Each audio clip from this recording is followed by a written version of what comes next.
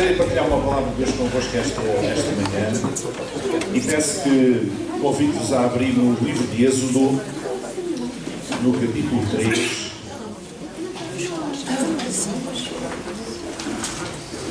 Livro de Êxodo, capítulo 3. Vamos ler apenas aqui alguns versículos, até do 1 ao 11, e diz assim a palavra do Senhor.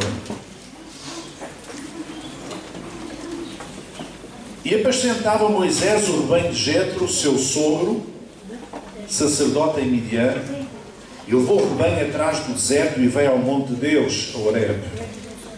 E apareceu-lhe o anjo do Senhor numa chama de fogo no meio de uma sarça, e olhou, e eis que a sarça ardia no fogo, e a sarça não se consumia.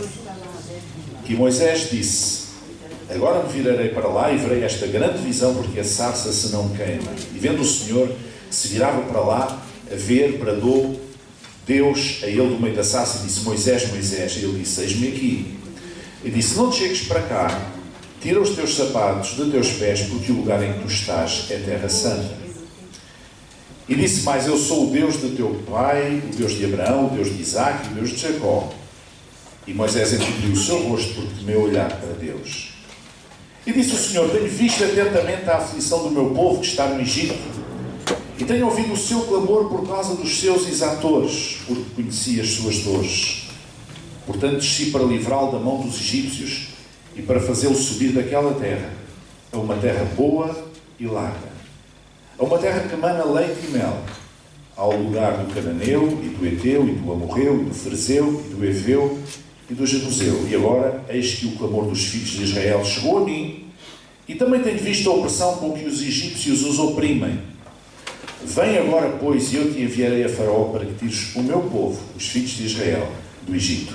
Então Moisés disse a Deus: quem sou eu que vá a Faraó?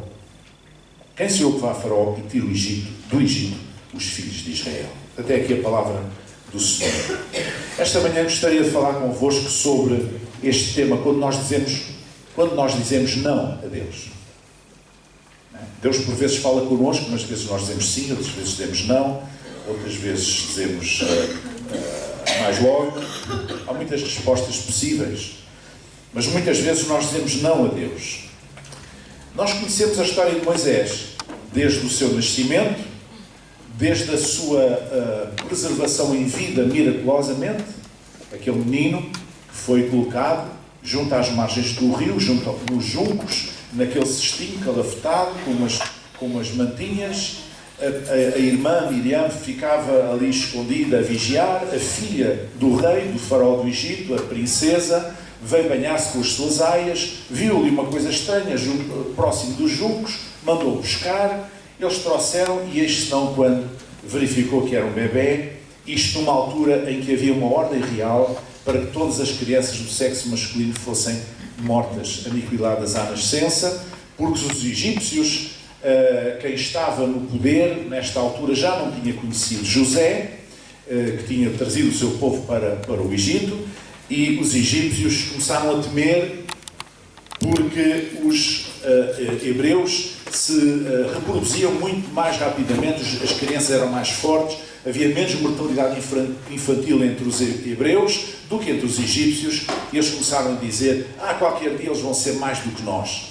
Então houve uma ordem do rei, dizendo: as meninas podem deixar viver, mas os rapazes, eles serão mortos à nascença. E assim, as parteiras que assistiam às mulheres grávidas, às parturientes hebreias, tinham essa ordem. Se fosse menino, eles diriam: nasceu morto, pronto. Torciam-lhes o pescoço e pronto. Se fosse menina, deixavam viver. E Joquebede, a mãe de Moisés, sabendo disto, ela quis evitar que o seu filho morresse. E por isso pensou desta maneira, nesta forma de tentar preservá-lo em vida. A verdade é que quando a princesa viu aquela criança, aquele bebê, pelas roupas percebeu que era uma criança hebreia, pelo padrão das mantinhas e tudo isso, viu que não era egípcia, e ficou sem saber o que fazer. E Miriam, que estava escondida atrás dos juncos, veio a correr e disse: Senhora, se quiseres eu arranjo-te uma ama de leite para esse bebê. E ela aceitou, e assim foi. E acontece que a mãe Joquebede, a mãe de Moisés, foi essa ama de leite. Portanto, ela criou o filho até para a adolescência, digamos assim, e depois ele foi para a casa real e foi educado como neto do rei do Egito. E, portanto, foi educado para ser um governante, foi educado para ser uma pessoa importante, um nobre no Egito. Até que, um dia, já homem, ele viu a maneira como os guardas egípcios maltratavam os trabalhadores hebreus, os escravos hebreus, nas construções que eles ajudavam a construir, a carregar aquelas pedras, etc. E viu que alguns tratavam-nos muito mal, e ele empertigou-se com um deles, e ele refilou com ele, e ele deu-lhe uma calhauzada, e o guarda morreu. E ele, com receio pela sua vida, ele fugiu para fora do Egito, e nunca mais lá pôs os pés. Entretanto, passaram 40 anos. 40 anos que Moisés passou no deserto. Entretanto, ele conheceu uma tribo, e namorou-se pela filha do chefe do clã, dessa tribo, casou, etc. E um dia, quando ele andava na sua vida de 40 anos, nesta nova fase, digamos, nestes últimos 40 anos de guardar gado do seu sogro, e dele também, era um negócio da família, então foi quando Deus falou com ele, no Monte Horebe. E quando ele chegou ao Monte Horebe e viu aquela sarça que ardia, não se consumia, e Deus falou com ele, disse: eu sou o Deus de Abraão, Isaque, Jacó, eu sou o Deus dos teus pais. E ele cobriu o seu rosto e teve temor, e então Deus começou a falar com ele. E na sequência do que lemos aqui neste capítulo, e eu aconselho a ler o resto do capítulo em casa, deste capítulo 3 de Êxodo, na sequência disto, Deus está-lhe a entregar uma missão surpreendente. E a missão era esta: Moisés, eu escolhi-te a ti para ires ao Egito, isto 40 anos depois de ele ter fugido de lá, para ires ao Egito e para conduzires o meu povo, que está no Egito, o povo hebreu, para o conduzires para fora do Egito, para que ele possa adorar, que ele me possa adorar. E é claro que a primeira reação de Moisés foi recusar a missão, foi encontrar desculpas, foi encontrar dificuldades, foi encontrar obstáculos, problemas. Senhor, mas eu não sei falar. Senhor, mas o que é que eu vou lá dizer? Senhor, mas eu nem sei o teu nome. Senhor, mais isto, Senhor, mais aquilo. E à medida que Deus ia falando aquilo, ia colocando as suas questões a Deus, Deus ia resolvendo. Dizer: mas não tenho problema, eu não tenhas problema, eu ponho as palavras na tua boca. Mas não tenhas problema, eu vou contigo. Mas não tenhas problema, será desta maneira. Não te preocupes, eu estou no processo. Sabe, nas relações humanas, dizer não é uma coisa que até pode ser boa por vezes. Há pessoas que não são capazes de dizer não a nada. E então dizem sim, mas depois não conseguem, e a vida delas torna-se assim um molho de brócolis, porque dizem sim a tudo e depois há coisas que não conseguem fazer e colocam-se a si próprios em situações porque não foram capazes de dizer não. Dizer não é uma liberdade nossa, assim como dizer sim. Mas quando nós falamos com Deus, dizer não a Deus é diferente. Dizer não nas relações humanas entre pessoas pode ser até saudável e pode ser até libertador. Em alguns casos pode acontecer. Nós não temos que dizer sim a tudo. Ou concordamos ou não concordamos. Ou aceitamos ou não aceitamos. Pronto, e assim é que deve ser. Mas dizer não a Deus é diferente.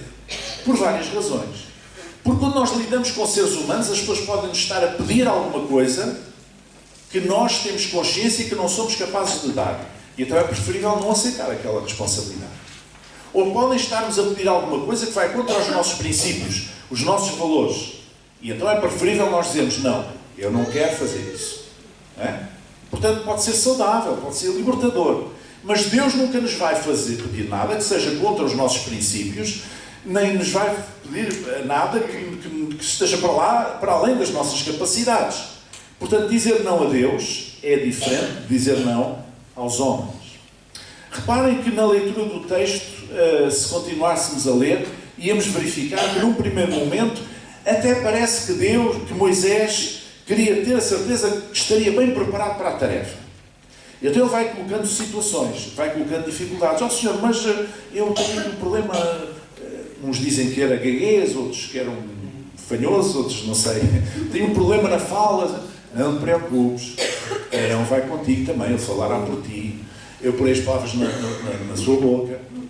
Oh Senhor, mas quando eu for a ter lá com o povo de Israel a dizer que tu me enviaste para os mandar para fora do Egito, eu nem sei o teu nome. Eu sou o que sou. Diz que eu sou o que sou. Ai Senhor, mas não sei o quê, mas eles não vão acreditar. Eu estou contigo, eu vou contigo. Tá, Deus foi ajudando a superar todas as dificuldades. E à primeira vista, até parece que Moisés está a fazer a coisa certa. Porque os malucos é que dizem sim a tudo, não é?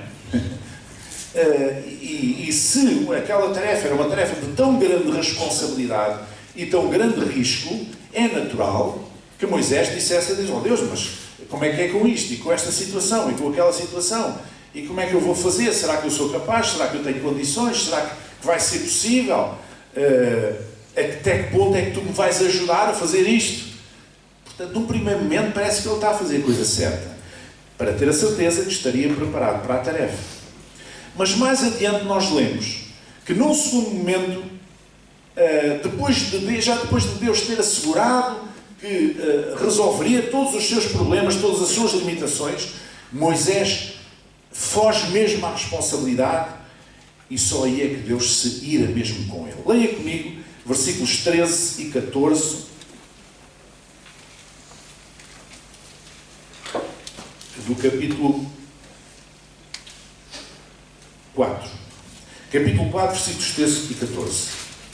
Moisés, porém, disse: Ah, Senhor, envia por mão daquele a quem tu has de enviar. Traduzido em português moderno, quer dizer: ó Senhor, escolhe outro. Escolhe outro. Então se acendeu a ira do Senhor contra Moisés e disse: não é Arão o levita teu irmão? Eu sei que ele falar muito bem, e eis que ele também sai ao teu encontro e vende se alegará no seu coração, etc. Deus acendeu a sua ira contra Moisés quando ele disse: escolhe outro. Senhor, eu estou mal neste filme. Isto depois de Deus lhe ter dito tudo o que faria, que estaria com ele, que supriria todas as suas dificuldades, todas as suas limitações. E só nesta altura é que Moisés ainda assim tenta fugir, escapar da responsabilidade, fugir ao desafio, e Deus ira-se com ele. Sabe porquê? Quando Deus nos pede para fazer alguma coisa, pede especificamente a algum de nós, Ele terá alguma razão que nos transcende, que nós não sabemos, porque escolheu a mim e não escolheu o outro. Há coisas que eu pergunto: porque é que Deus me escolheu a mim, não escolheu outras pessoas que me pareciam que tinham outras condições, mais condições para fazer? Mas Ele escolheu-me a mim, o que é que eu posso fazer? Ele é que é Deus, não sou eu. Ele é que sabe todas as coisas, não sou eu. Eu só sei algumas, Ele sabe todas. Amém? Então há uma razão para Deus escolher o A ou o B, o Manel, o Joaquim, a Maria, para esta ou para aquela função, para esta ou para aquela tarefa, porque Ele nos conhece. Como é que Deus nos chama e nos prepara? Nós podemos aprender algumas coisas sobre isto neste texto, nesta história de Moisés. Deus chamou Moisés depois de 40 anos no deserto. O deserto na Bíblia representa um momento de passagem, um momento de preparação, não é?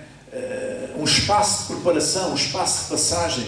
O povo de Israel saiu do Egito, passou pelo deserto, esteve uns anos no deserto antes de entrar na terra da promessa. Foi um tempo de preparação e foi um tempo de passagem. Moisés estava há 40 anos a guardar gado, um homem que era neto do faraó, neto adotivo do rei, e que, portanto, estava destinado aos altos cargos no Egito.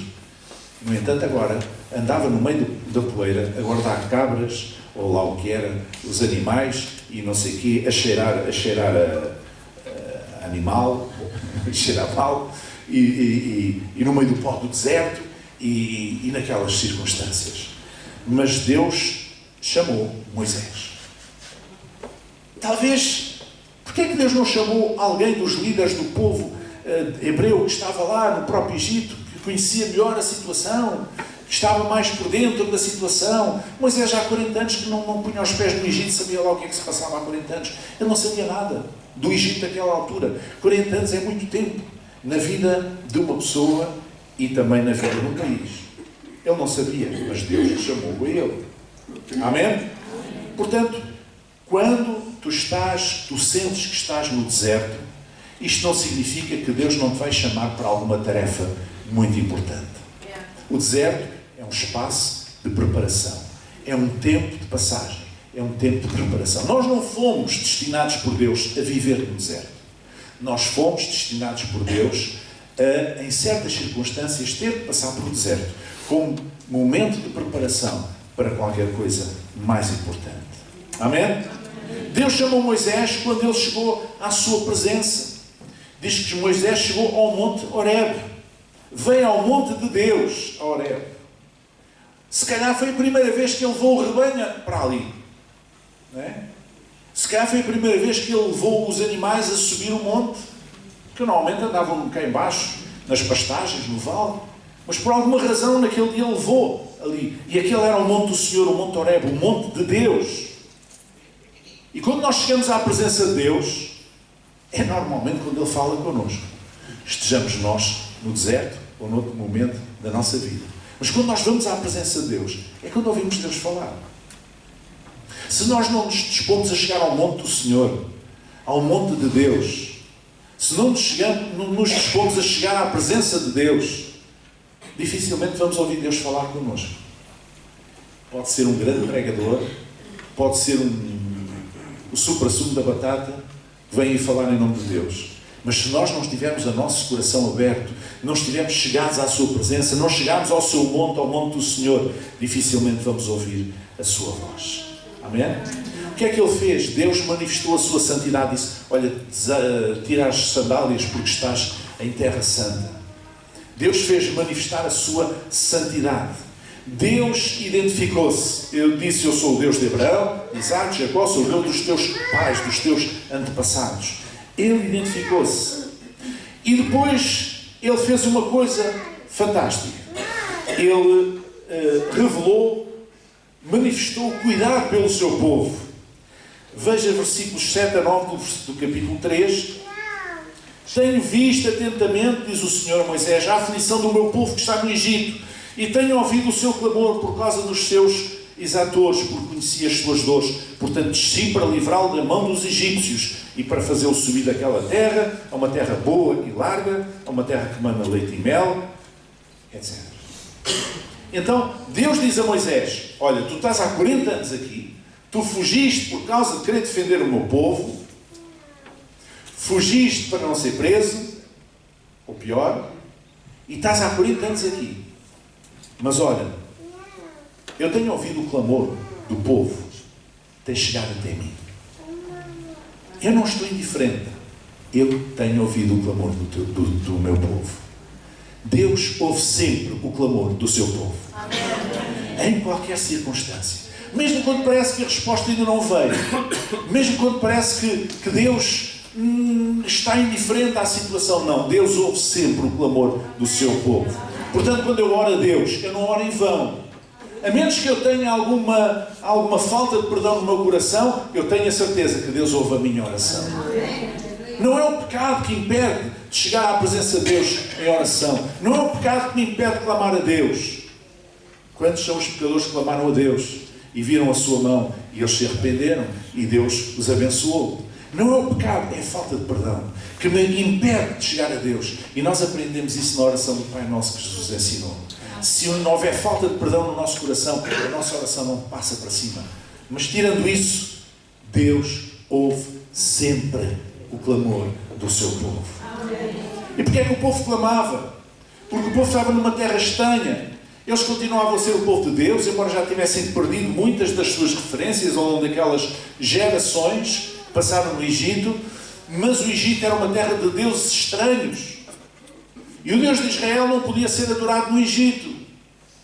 E eles clamaram ao Senhor e disseram: Senhor, nós queremos que nos libertes desta escravidão. Nós queremos ir para um lugar onde nós possamos adorar-te. E Deus ouviu o clamor do seu povo. Amém. E quando Moisés chega ao monte Horebe, Deus diz-lhe: olha, sabes uma coisa?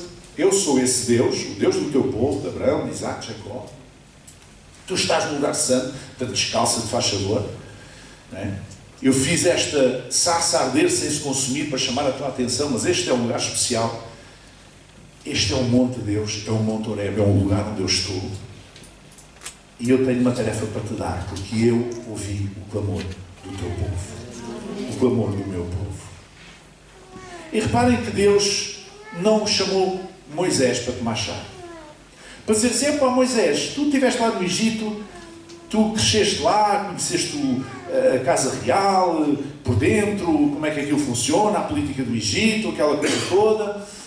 Explica-me lá, pai, eu queria libertar o meu povo, mas não sabem qual é a melhor maneira, qual é a tua opinião? Não foi isso que Deus fez, pois não? Não, Deus disse, olha, eu escolhi-te a ti, fez lá, tirar o meu povo para fora. Como é que eu faço? Deixa isso comigo, eu vou contigo, e a gente resolve. Eu resolvo.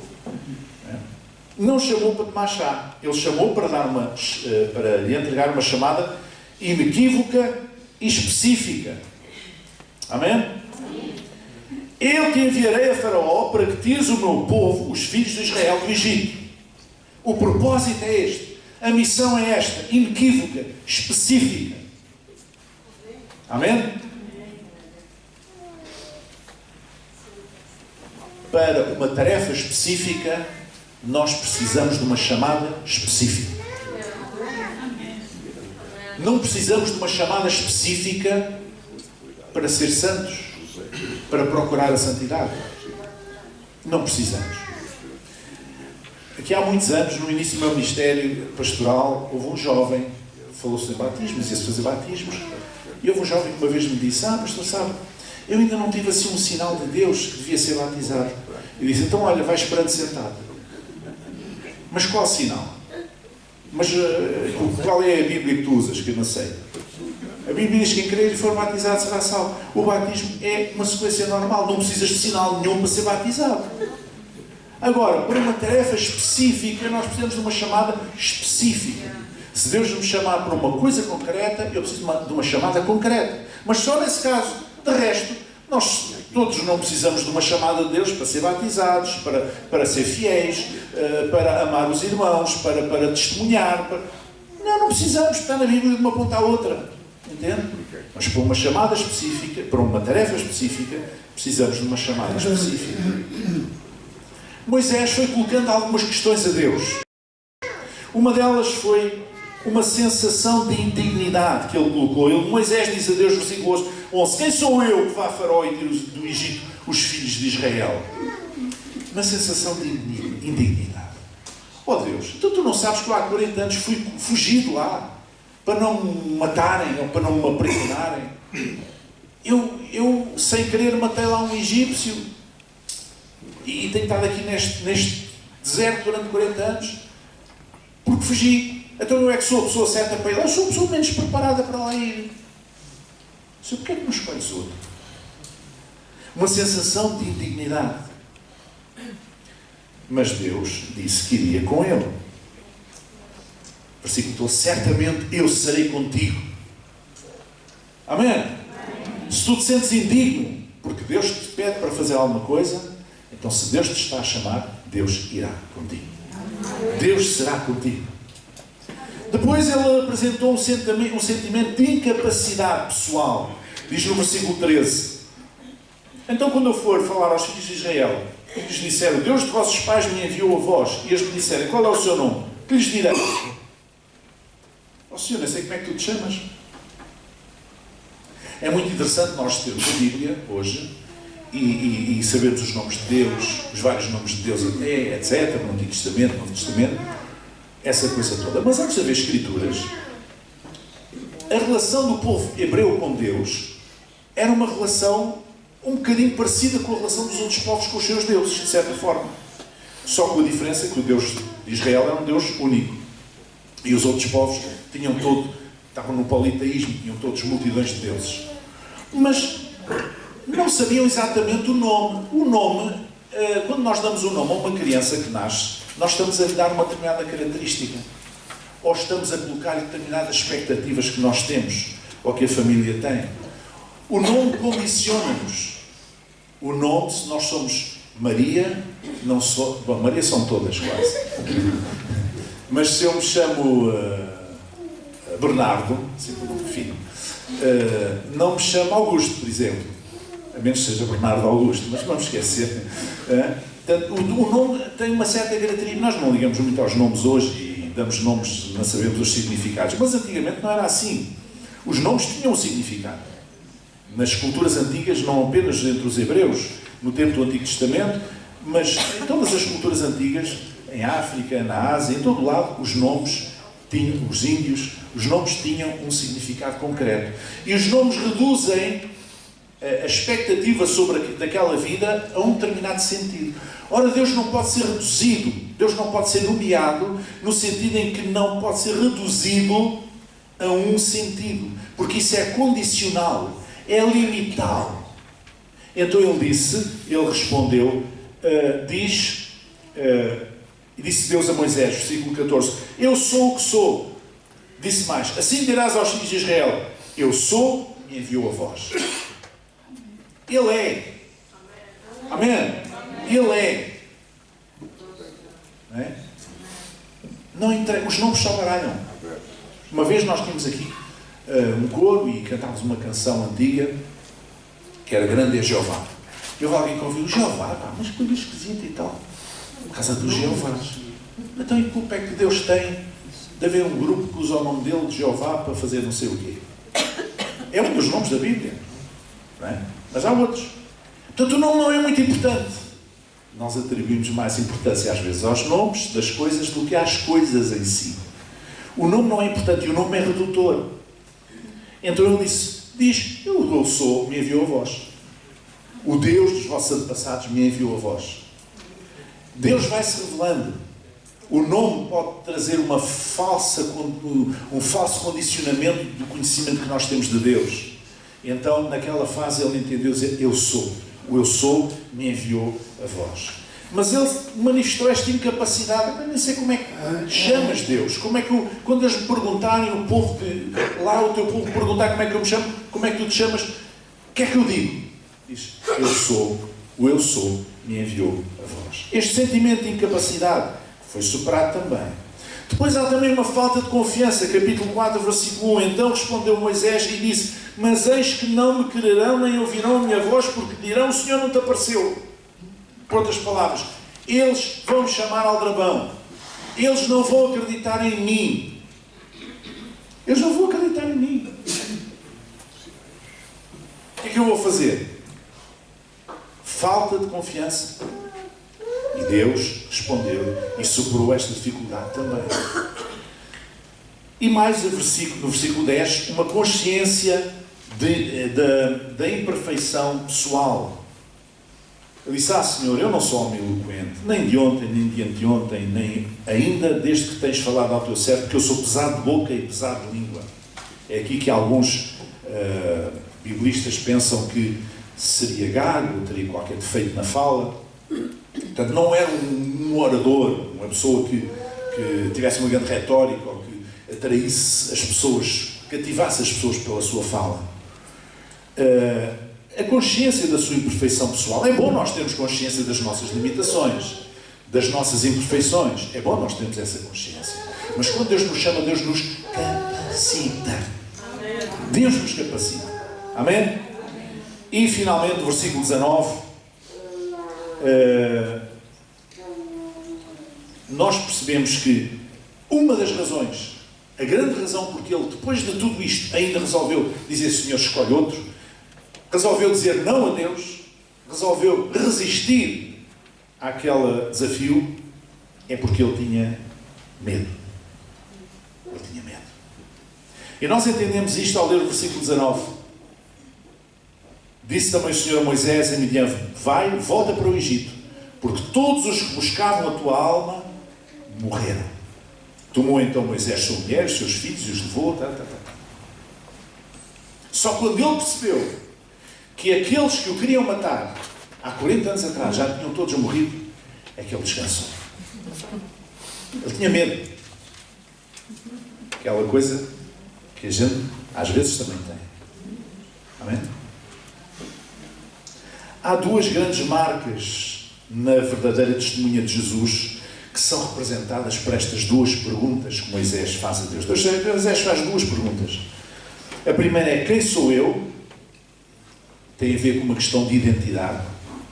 Uma testemunha de Jesus tem que ser um filho de Deus, tem que ser um discípulo.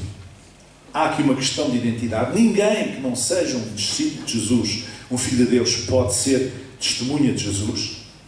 Há a questão da identidade, do novo nascimento, da nova criatura em Cristo Jesus. Há a questão do compromisso com Cristo e, a partir daqui, com uma nova identidade, sendo novas criaturas em Cristo Jesus, como diz o apóstolo Paulo, então temos uma identidade. Então essa é a primeira condição para ser uma testemunha. E todos os que nasceram de novo, todos os que são filhos de Deus, todos aqueles que seguem Jesus, que são discípulos de Jesus, são testemunhas de Jesus em potencial, em potência. E a segunda pergunta foi: que lhes direi eu? E isto é uma questão de testemunho. E o testemunho vem por palavras e vem por vida. O testemunho é dado através de palavras, mas também é dado através de silêncios, como já aqui foi dito, e dado através da vida, dos nossos atos. E o que nós dizemos, o que nós falamos verbalmente e com a nossa vida, é o nosso, digamos, é o nosso testemunho. É a segunda condição para a testemunha. Primeiro a identidade, depois o testemunho. Qual é o testemunho de vida que eu dou? Se eu dou um testemunho de vida escandaloso, é preferível calar a minha boquinha e não dizer a ninguém que sou um discípulo de Jesus. Porque não traz bênção para ninguém. Porque não traz benefício ao reino de Deus. Porque não traz honra ao nome de Jesus. Mas se eu sou uma pessoa nascida de novo, ainda com as minhas imperfeições, mas sou uma pessoa nascida de novo e que tenho um testemunho, então eu sou uma testemunha. Se Deus nos diz, hoje, se Deus nos chama para uma tarefa, é bom que nós possamos não dizer não a Deus, mas dizer sim a Deus. Sabendo que todas as nossas imperfeições, dificuldades, inseguranças, falta de confiança, todas as nossas limitações, todos os nossos medos, vamos entregá-los, depositá-los ao pé da cruz e deixar que Deus possa usar a nossa vida como testemunhas, como seu agente, como alguém a quem Ele chama para uma determinada tarefa, mas que não apenas se limita a chamar, mas que também nos capacita para ela. Sem desculpas. Vamos dizer sim a Deus. Não vamos fazer como Moisés. Vamos fazer como Samuel. Samuel dizia: fala, Senhor, que o teu servo ouve. O profeta dizia: eis, Senhor, envia-me a mim. A quem enviarei? Quem há de ir por nós? Senhor, envia-me a mim. E quando nós temos esta atitude, nós vemos a bênção de Deus na nossa vida. Sabe o que é que aconteceu depois? Com certeza, Moisés voltou ao Egito. Aquele processo para o povo sair foi um bocadinho difícil, mas Deus manifestou a sua glória. E o povo saiu do Egito para atravessar o deserto, em direção àquela terra boa e larga.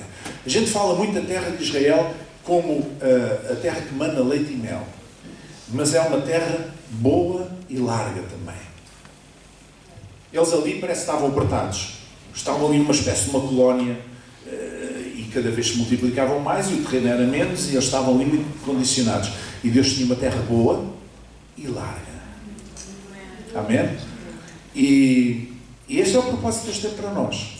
Deus quer o melhor para o seu povo. Deus não quer que o seu povo esteja numa terra apertadinhos, mas numa terra boa e larga. Amém? Deus não quer que a minha vida seja passada inteiramente no deserto. Ao momento em que Deus me chama, talvez seja para me dar uma responsabilidade importante, que eu até me assuste com aquilo, mas se eu ousar confiar em Deus, então eu vou em frente. Ele vai comigo, Ele me ajuda, Ele me apoia, Ele me supra as minhas necessidades, Ele me prepara, Ele me capacita e a glória será para Ele, em nome de Jesus. Nunca digas não a Deus, mas diz sim, Senhor, fala que o teu servo ouve. Sim, Senhor, eu estou aqui, eu quero responder à tua chamada. Eu sei as minhas imperfeições, eu sei as minhas limitações, eu estou condicionado por tantas coisas, eu tenho consciência disso e é bom que você tenha, mas também é bom que você tenha consciência de que Deus tem todo o poder. Amém? em cima nos céus e embaixo na terra. E esse mesmo Deus é o Deus que o vai capacitar para você poder cumprir a missão que Ele lhe entrega. Ele nunca lhe vai dar uma missão que você não possa cumprir. Eu não concordo com aquelas pessoas que parece que estão na obra de Deus e estão a morrer debaixo da carga. Eu não compreendo. Eu não compreendo. Porque Deus não quer que ninguém morra debaixo da carga. Deus abençoará. Deus dará as forças necessárias, os recursos para suprir todas as necessidades para que a pessoa consiga cumprir a missão que Deus lhe entregou. Tal como fez com Moisés. Que nós possamos fazer também assim. Amém? Dizer, Senhor, eu quero dizer sim. Nós temos uma música, vamos ficar em pé. Nós temos uma música que diz, eu digo sim Deus, creio em Ti, sim Deus, sim. Dizer sim a Deus é um exercício fantástico, não é? Nós muitas vezes não dizemos sim às pessoas, por várias razões, mas a Deus não temos nenhuma razão para dizer que não. Porquê? Porque Ele é Deus. Amém. Amém. Diga comigo, Ele é Deus. Ele é Deus da minha vida. Ele é Deus sobre a minha casa. Ele é Deus sobre a minha vida. Amém. Eu conto com a sua força, com a sua graça, com a sua presença. Quando eu viajar, Ele vai comigo. Ele está ao meu lado, de noite e de dia. Bendito seja o seu nome. Amém. Amém. Amém. Amém. Deus,